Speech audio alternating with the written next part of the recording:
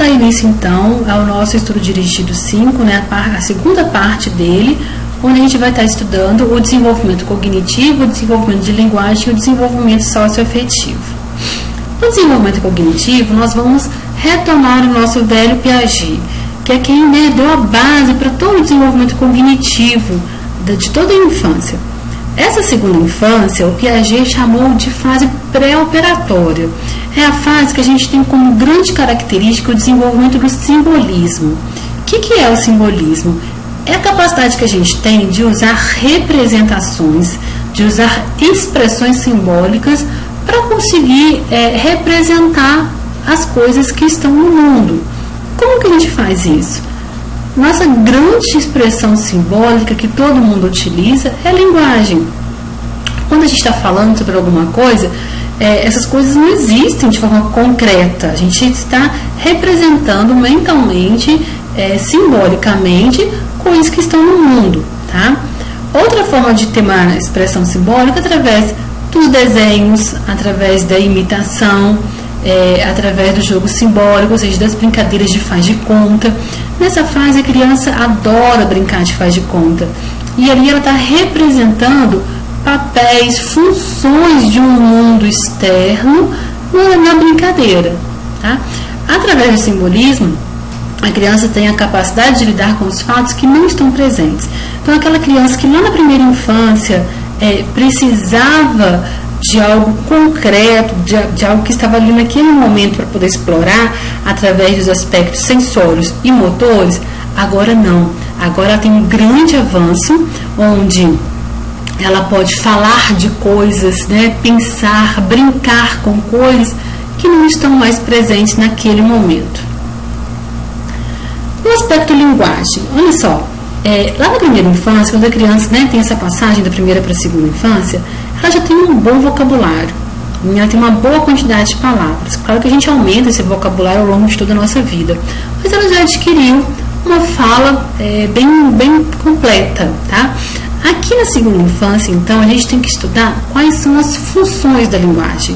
A linguagem tem 4 funções: fonológico, semântico, morfológico e o sintático e o pragmático. Vamos ver cada um. Dentro do aspecto fonológico, a gente vai estudar as características sonoras da linguagem. Então, eu preciso, quando eu vou falar alguma coisa, eu estou pronunciando determinados fonemas. Quando eu estou escutando alguma coisa, eu preciso ter a percepção, a discriminação desses fonemas, para eu conseguir compreender, então, essa fala, o que está sendo dito, tá? Esse é o aspecto fonológico da linguagem.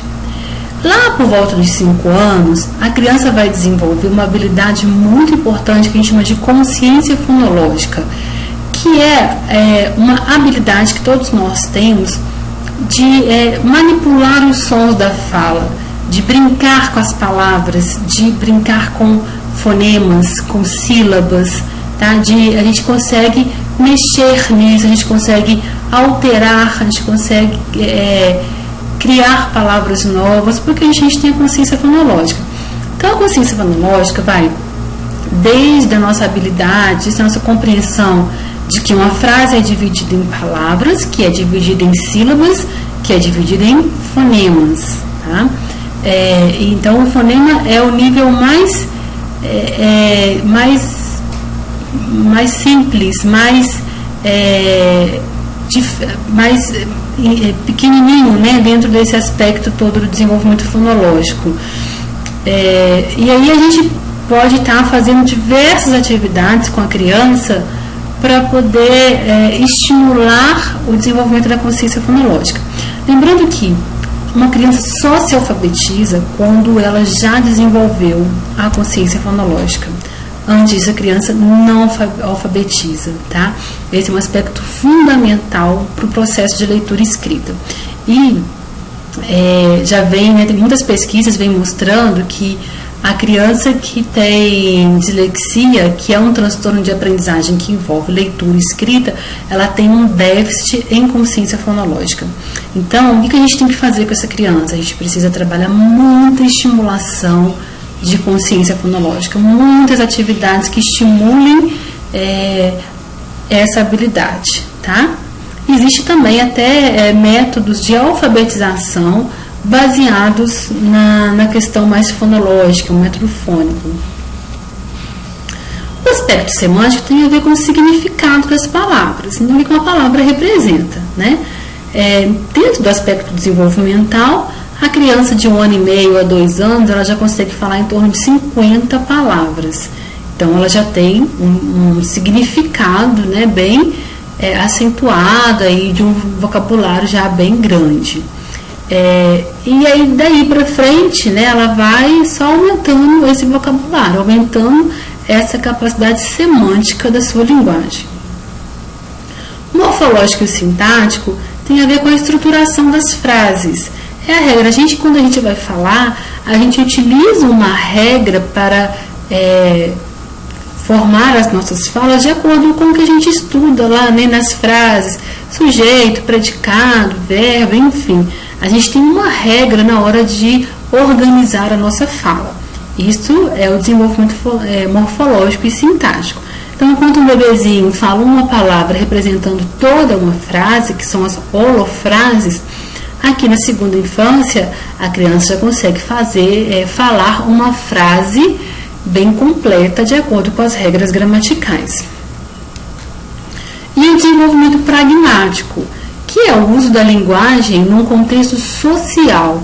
Quando a gente está conversando com alguém, a gente precisa contextualizar a nossa fala para a gente poder compreender o que está sendo dito, né? E aí, esse é o aspecto da pragmática, tá? Crianças que têm autismo, elas têm também um déficit no aspecto pragmático da fala, da linguagem. Por isso que elas são muito rígidas na hora de compreender o que está sendo dito. Se a gente fala uma coisa com um duplo sentido, uma brincadeira e tal, nem sempre ela compreende, ou compreende de uma forma mais denotativa, tá? E aí o desenvolvimento socioafetivo. Então a gente tem uma criança que está desenvolvendo um eu, desenvolvendo uma autoconsciência. Então ela tem um conhecimento de si mesma. Como que esse eu vem sendo desenvolvendo? A gente chama de eu como espelho. A criança vai se ver representada nas pessoas que são mais significativas para ela. Então aquilo que pai, mãe, irmão, vó, pessoas mais próximas dela, e inclusive professores, falam para ela, dizem dela, né, sobre como ela é, sobre o que ela é que vai fazendo com que ela vai construindo a sua própria noção de eu. Daí a importância dessa relação que a gente estabelece com a criança na segunda infância. O autoconceito é uma outra característica do desenvolvimento socioafetivo que tem a ver com a imagem que nós temos de nós mesmos, tem a ver com a forma como a gente compreende as nossas características e as nossas habilidades. Começa a ser desenvolvido na primeira infância, mas aqui na segunda infância a criança desenvolve bastante essa habilidade do autoconceito. A criança mais novinha, de 3 a 4 anos, ela compreende o autoconceito com termos muito simples, muito globais, de forma muito rígida. Então, por exemplo, ou ela é boa ou ela é má, ou ela é grande ou ela é pequena. Ela não tem uma flexibilidade de compreender que ela pode ser mais de uma coisa ao mesmo tempo, tá? Assim como a forma como ela representa o outro. Então, se a gente fala assim, nossa, sua mãe cozinha muito mal, ela não, às vezes ela fica até com raiva, porque se a mãe dela, que é alguém que ela gosta, né, que é alguém boa para ela, essa pessoa ela é sempre boa, ela não pode ter nada que não é bom nela, né? Depois, lá para os 6 aninhos, ela já consegue ter uma flexibilidade maior nessa compreensão do autoconceito e ela já consegue entender que ela pode ser boa para algumas coisas e má para outras coisas, né? Ela não é boa em tudo. A autoestima tem a ver com a dimensão valorativa do eu. Como assim? A gente tem já o nosso autoconceito sendo desenvolvido, então eu já compreendo como que eu sou. Aí tem a outra questão, tá, eu sou assim, e o que eu penso sobre eu ser assim? Isso é bom, é ruim? Qual é o valor afetivo que eu dou para essas características. Isso é a nossa autoestima. Tá? Então, tudo, como eu vim falando, tudo vem sendo desenvolvido desde a primeira infância, mas aqui na segunda infância, a autoestima ganha uma força bem grande, até porque a criança já tem aquela noção de eu se desenvolvendo, né? E aqui a criança está entrando para a escola, na maioria das vezes, então começa aí uma relação também com o próprio desempenho acadêmico. E dentro do desenvolvimento emocional, lá na primeira infância, a gente já viu uma criança formando as suas primeiras emoções, que são as emoções básicas. Essas emoções, elas são bem fisiológicas, todo mundo tem, entendeu? O bebezinho já começa a expressar determinadas emoções básicas, como medo, raiva, alegria, tristeza, independente de como ela é tratada, como ela é criada. Na segunda infância, começa a surgir as emoções que a gente chama de emoções sociomorais, que são emoções que vão sendo construídas na sua relação com o outro, que é como, por exemplo, vergonha, orgulho, culpa. Então, vamos pegar o orgulho, a forma como a gente elogia essa criança, né, com o desempenho dela, ou se é uma criança que é muito cobrada, às vezes pais muito punitivos, tudo isso vai interferir na forma como ela vai desenvolvendo esse tipo de emoção, tá? E aqui também, né, à medida que o desenvolvimento cognitivo e de linguagem vai acontecendo, a criança começa a nomear a própria emoção. Então, na primeira infância, ela expressa emoções, mas ela não nomeia.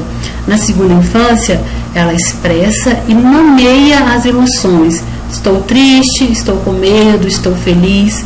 Enfim, ela já consegue falar mais sobre o que ela está sentindo, tá bom?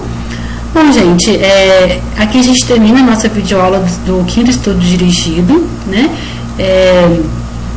Peguem o material teórico também, que eu já deixei para vocês, que na próxima aula a gente vai trabalhar algumas atividades em cima desses conceitos. Tchau, tchau!